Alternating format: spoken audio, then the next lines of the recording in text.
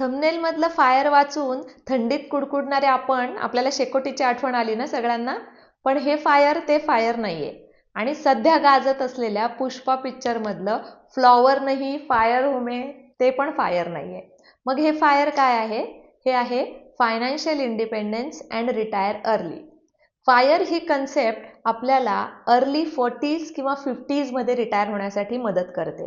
आता तुम्ही बघितलं असेल की पूर्वीची पिढी ही 60 वर्षापर्यंत नोकरी करत राहायची इमाने इतबारे, आणि 60व्या वर्षी नंतर पेन्शन घेऊन शांतपणे नंतरचं आयुष्य जगायची. पण तशी आत्ताची पिढी नाहीये. आता आमच्याकडे खूप तरुण मुलं मुली येतात, IT मध्ये सर्व्हिस करणारी लोक येतात. त्यांना जर आपण रिटायरमेंट लाईफ विचारलं, रिटायरमेंट एज विचारलं, तर ते 45, 50, 55 हार्डली असे सांगतात. म्हणजे त्यांना अर्ली रिटायरमेंट हवी आहे. पण जेव्हा तुम्हाला अर्ली रिटायरमेंट हवी आहे तेव्हा तुम्हाला फायनान्शियल इंडिपेंडंट पण व्हायला पाहिजे. जर तुम्ही फायनान्शियल इंडिपेंडंट झाला तर तुम्ही अर्ली रिटायरमेंट घेऊ शकता. तेच आहे fire, financially independence and retire early. आता हे जे फायर आहे त्याविषयी आपण ह्या व्हिडिओमध्ये आज चर्चा करणार आहोत. तर नमस्कार, मी सारिका करवंदे. परत एकदा श्रीराम इन्व्हेस्टमेंट्स या म्युच्युअल फंडच्या आमच्या चॅनलवर तुमचं स्वागत आहे. फायर अचीव करण्यासाठी तुम्हाला आधी तुमचा फायर नंबर काढावा लागतो. फायर नंबर जेव्हा तुम्ही काढता तेव्हा तुम्हाला त्याची टाइमलाईन ठरवावी लागते. आता फायर नंबर कसा काढायचा तर मी तुम्हाला सांगते. माझा सपोज आपण फॉर एक्झाम्पल माझा जो महिन्याचा खर्च आहे तो मी 1 लाख रुपये धरला, आणि मला वाटतं नगरमध्ये 1 लाख रुपयामध्ये आपण अगदी लक्झरियस लाईफ जगू शकतो. सर, जर माझा महिन्याचा खर्च 1 लाख रुपये आहे तर 12 महिन्याचा म्हणजे माझा वार्षिक घर खर्च हा 12 लाख रुपये झाला. ह्या 12 लाख रुपयाला वार्षिक घर खर्चाला तुम्हाला 25 ने मल्टिप्लाय करायचं असतं, तेव्हा येतो तुमचा फायर नंबर.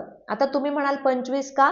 तर इंडियासारख्या देशांमध्ये आपल्या राहणीमान हे साधारण आहे, त्यामुळे आपण त्याला 25 ने मल्टिप्लाय करतो. अमेरिका, UK, लंडन इकडे ते लोक 40 ने मल्टिप्लाय करतात, पण आपण 25 नेच मल्टिप्लाय करतो. सो 12 लाखाला जर मी 25 ने मल्टिप्लाय केलं तर ती रक्कम येते 3 करोड रुपये. जेव्हा हे 3 करोड रुपये माझ्याकडे लिक्विड कॅशमध्ये असतात, लिक्विड कॅशचा अर्थ ते म्युच्युअल फंड्समध्ये असतील, शेअर्समध्ये असतील, तुमच्या सेव्हिंग अकाउंटला असतील, FD मध्ये असतील, पण जिथून तुम्ही इझिली ते लिक्विडेट करू शकता अशा फॉर्ममध्ये जर तुमच्याकडे 3 करोड असतील तर तुम्ही फायनान्शियली इंडिपेंडंट झाला.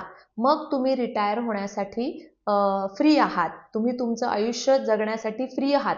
तुम्हाला तुमच्या बॉसकडे रिक्वेस्ट करायची नाही की मला एवढे इन्क्रीमेंट द्या, किंवा तुम्हाला दुसऱ्या जॉबचे सर्च करायचं नाही इकडून तिकडे.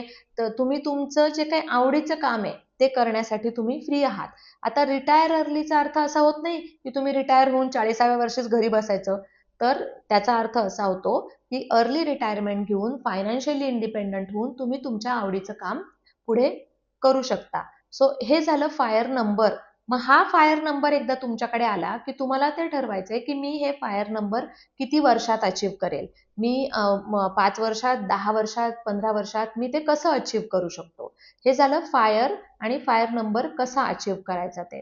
आता जेव्हा तुमच्याकडे हे 3 करोड रुपये येतात, फॉर एक्झाम्पल मी माझं जर उदाहरण घेतलं, माझ्याकडे 3 करोड रुपये आहेत, मी काय करणार, मी ते म्युच्युअल फंड्समध्ये इन्व्हेस्ट करणार आणि त्यामधनं मी 1 लाख रुपयाची SWP करणार. SWPचा माझा मागचा व्हिडिओ तुम्ही सगळ्यांनी बघितलेलाच आहे की पाण्याची जी बादली आहे भरलेली ती कधीही रिकामी होत नाही. सो मी हे 3 करोड रुपये SWP मध्ये इन्व्हेस्ट केले. दर महिन्याला 1 लाख रुपये मला पॅसिव्ह इन्कम मिळाला. मी माझं काम करो अथवा न करो मला माझे 1 लाख रुपये मिळत राहणार. प्लस मी ते महागाई जशी वाढती तसे 7% दरवर्षी वाढवले पण.